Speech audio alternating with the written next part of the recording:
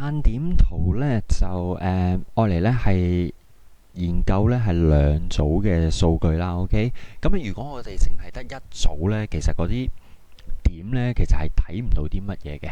咁喺呢一個就冇 show 到個樣子係點樣啊？後面就已經話咗俾同學仔聽係點畫噶啦。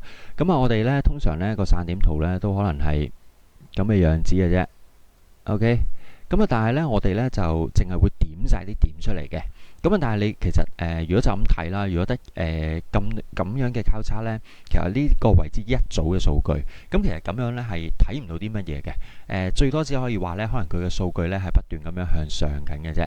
OK，但係咧千祈唔好以為咧，我哋要將呢啲點咧攞把間尺咁樣幫我逐點連起佢啊。咁我哋唔係畫緊我哋平時嗰啲嘅坐標啊、直線啊咁樣。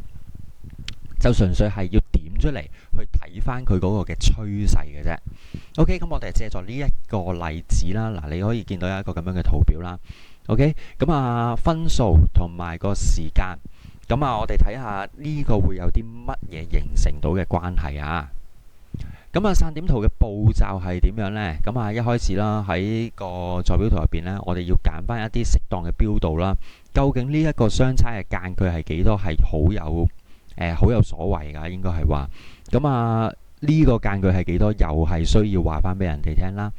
頭先我哋嗰個呢一個分數行先，x 軸啦，而呢一個我哋就放喺個 y 軸上面嘅。翻落嚟啦。OK，x 軸係分數啦，y 軸就係我哋嘅時間啦。呢一個其實就咁望呢就冇乜特別嘅，但係如果到你哋自己去判斷呢，就會比較難啦。跟住我哋就將逐點咧就點晒落去噶啦。基本上你冇可能揾到一條直線咧係連晒咁多點噶。但你又唔好同學仔以為咁樣連咁樣去到好似做緊幼稚園嗰啲咁樣連線啊。我哋並唔係啦。其實你可以望到啦，呢一紮點咧雖然揾唔到一條直線去連起佢啦，但你可以望到佢嘅趨勢係點樣嘅，係不斷咁樣向上走緊，係嘛？不斷咁樣向上走緊，呢一個就叫做上升緊啦。我哋就會講佢個趨勢。記住啦，不過仲爭一個呢個陣間再話俾你聽點樣去睇上升緊嘅趨勢啦。最後尾又係啦，每幅圖都必定需要有嘅標題啦。OK，唔好漏咗呢一樣嘢。我哋就可以咧去利用三款圖咧去話俾人哋聽嘅。呢一個啦。上升緊啦，就叫做正關係啦。乜嘢叫做上升緊呢？即係話俾我哋聽呢，當 x 係上升緊 ，y 都係上升緊嘅，不斷向緊呢邊嘅時候，個 x 咪越嚟越大咯。當佢不斷向上嘅時候，咪越嚟越細咯。好啦，而呢一個呢，就調翻轉啦。當 x 係越嚟越大，即係仍然係差向呢邊嘅時候啦。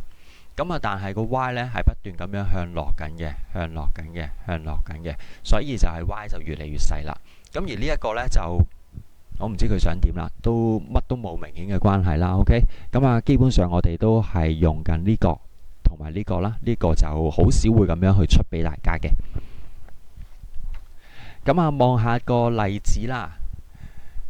好簡單咁求其話要畫幅圖出嚟啦，係咪？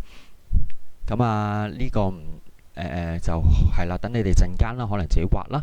我哋借助呢一幅圖啊，睇下想望下啦。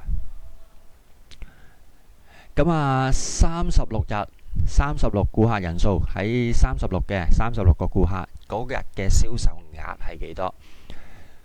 人數係36，咁呢一度30至40有5格啦嘛，呢個咪32、34、36咯。